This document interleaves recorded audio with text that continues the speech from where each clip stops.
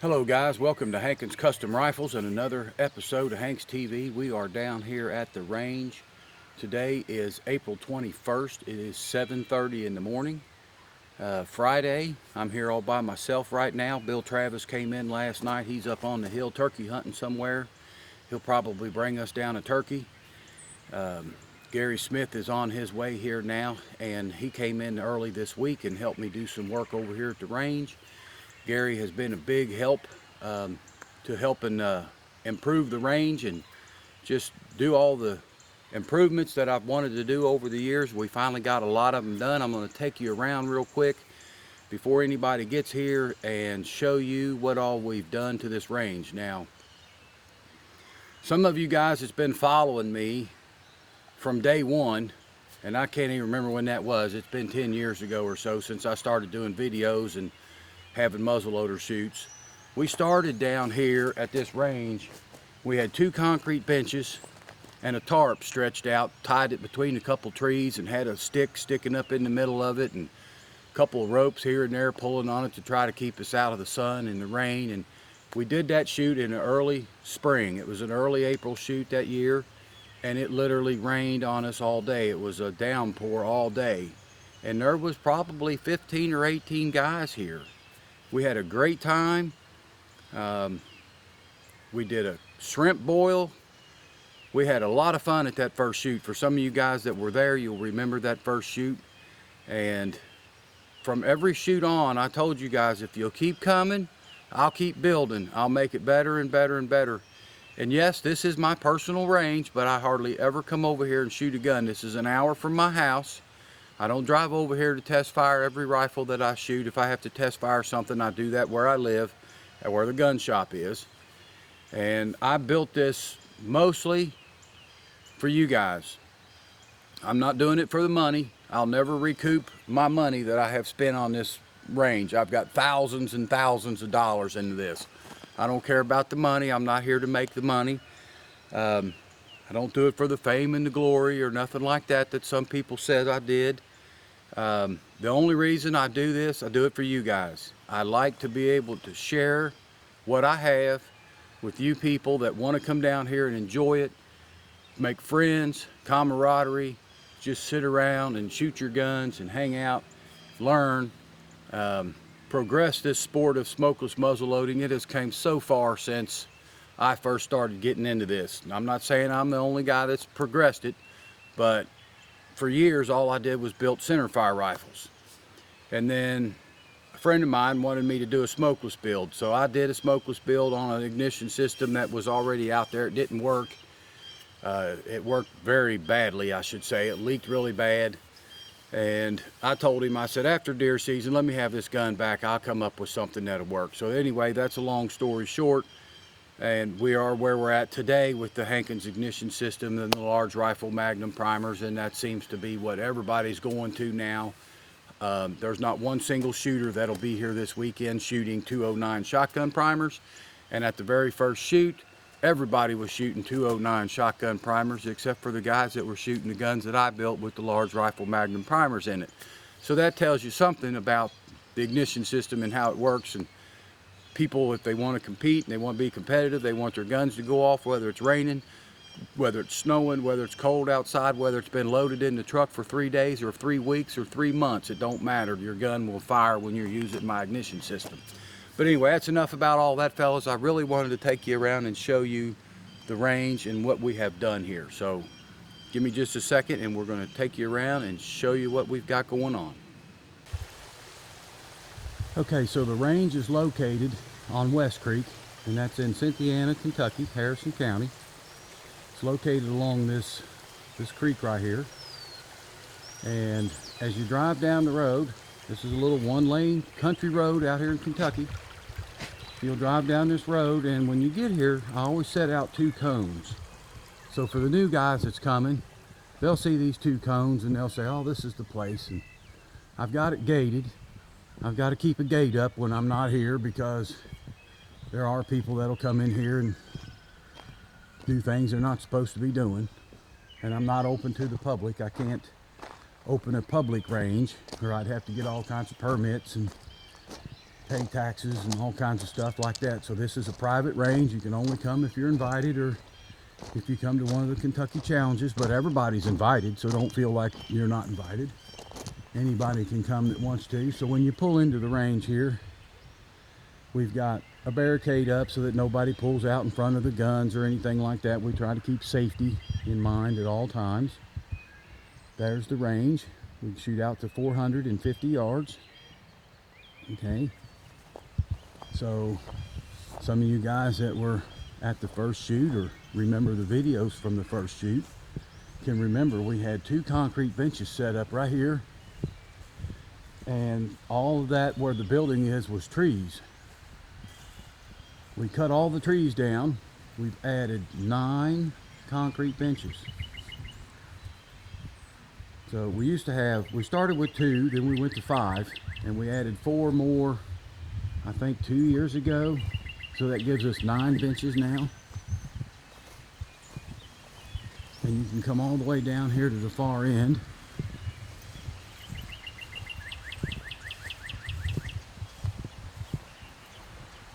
We came over here Tuesday.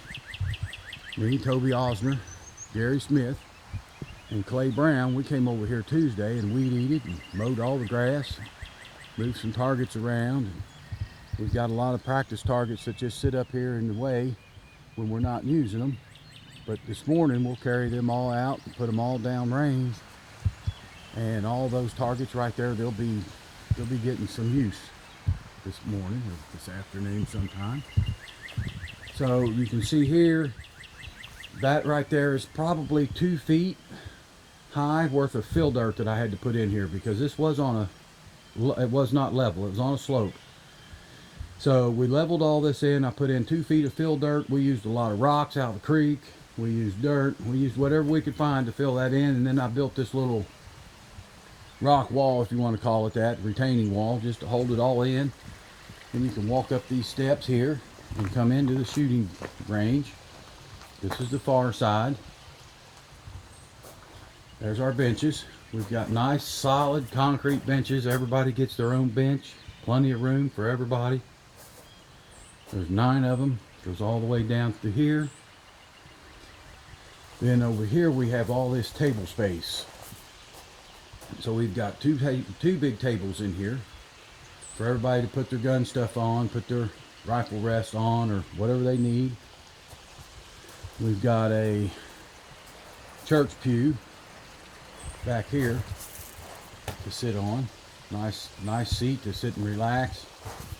Here's a place where everybody can stack their guns up, and everybody does just about put their guns right here and lean them up, and it makes a nice little display where everybody can come and look at each other's guns. Here's another seat to sit on. Here's the other bench. Some more places for some more guns if they wanted to. In February, we use this old barrel stove, which it's about on its last leg, so that probably will get trashed after this year.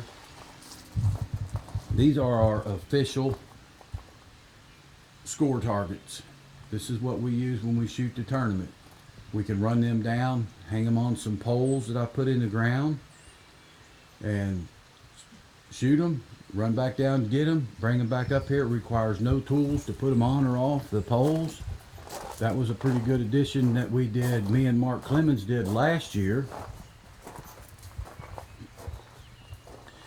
Then over time, we built this section over here. We wanted a place to put our food and to cook and clean and all that kind of stuff. So I think it was 2 years ago, 2 springs, that we built this kitchen area. Got a humongous table down here for all the food. Everybody can bring their stuff in, set it here. Over here we have a big long table that Bill Travis come up with this plastic stuff here. And we made us a big long eating table so everybody can sit here and eat. We can sit over here and eat if they want to. And then on this back side, this new addition that we just did this week. Okay, so even though we're out in the country, we're out here at a muzzleloader shoot, and we're in the woods, and we're camping basically, I and most other people still like to be clean and be able to wash their dishes. So me and Gary and Toby Osner and a guy named Clay Brown, he's been helping me some here lately in the gun shop. We come over here Tuesday and we formed this up, and we poured us a concrete countertop and put a sink in it. Our water supply for the sink is a 55-gallon barrel that we can fill up, and 55 gallons will be more than enough to get us through the weekend. We got running water.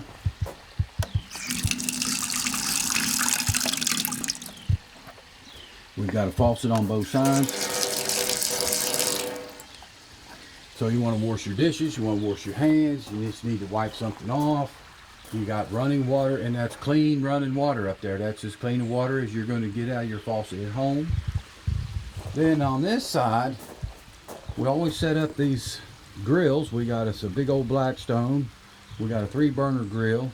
I got a gas grill down at that end that we use sometimes. But mostly what we cook on are these 2 items right here. And we're always setting it on this soft gravel.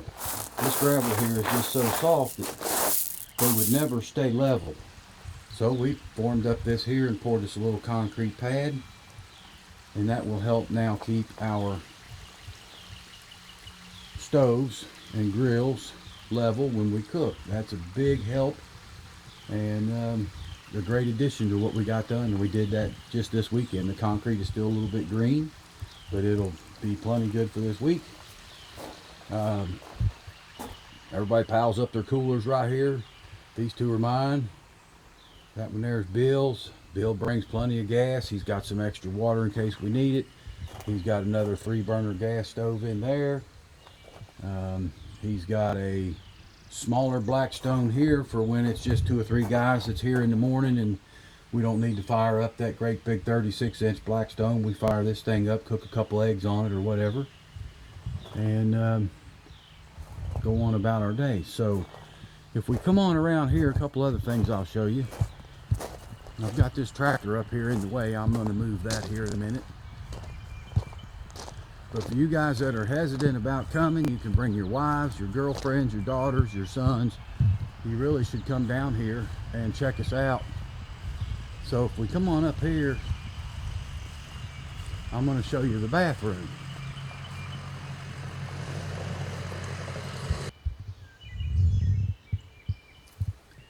So I built this a couple of years ago for some of the guys that come down here, because yeah, I'm not saying anything bad about nobody, but we got some older guys that come down here. Richard's been coming down here now. He hasn't been to the last couple because he don't have any way to get up here anymore, and so he can't make it. But Richard was an older guy and have to go up to the woods to go to the bathroom after eating all this barbecue and stuff. So I built this bathroom, and it's really nice in here. It's clean. Got sink, we got a toilet, we got lights, we got a shower. I just took a shower in that this morning, hot water shower actually. This thing gets it done. So we need to come in and kind of finish it off on the inside, maybe put some drywall up or something, but it does what we want it to do. We don't need it to be insulated because we're not over here in the winter months. We got some lights hanging up there.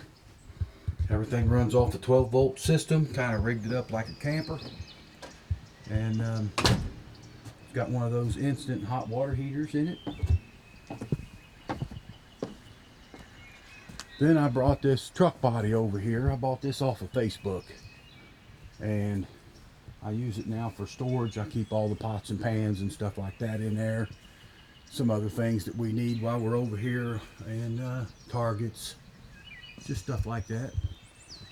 So anyway, fellas, I just wanted to give you a quick rundown of the range while there was no shooting or nothing going on, and show you what we've got. We do have 18 people signed up. I know one guy said he's not going to make it, but I know there's 2 or 3 other people that said they were coming, but we didn't sign them up. So it's possible we'll have a good turnout this time, 20 shooters. And I know we've had a couple of bad turnouts here lately, and I think a lot of that's to do with COVID and gunpowder shortages and primer shortages, and bullets costing $2.15 a piece, and a lot of people just can't afford to come down here and drive 8 hours or 6 hours or whatever it is. Now Gary, he drives 6 hours, and he said he will never miss a muzzleloader shoot unless it's a death in the family. So, you know, and then there's several guys coming that drive a long way. Bill Travis drove 4 hours. He makes about every muzzleloader shoot. So come on in, join us. Everybody's welcome. If you shoot muzzle loaders, if you shoot guns in general and you just want to come and hang out, you're welcome to come. We would like to see larger numbers here if we could get them, but if we get 10 or 12 at every one of these things, I'm more than happy. And we will continue to do these muzzleloader shoots. And if you need more information about these, you can find it at Hank's message board. And you can just Google search that, Hank's message board, or it's hanksmessageboard.freeforums.net. So come and join us, fellas, and have a good time. We got more food here than anybody can eat. Nobody goes away hungry. And till next time, fellas, y'all have a great day. We'll see you later.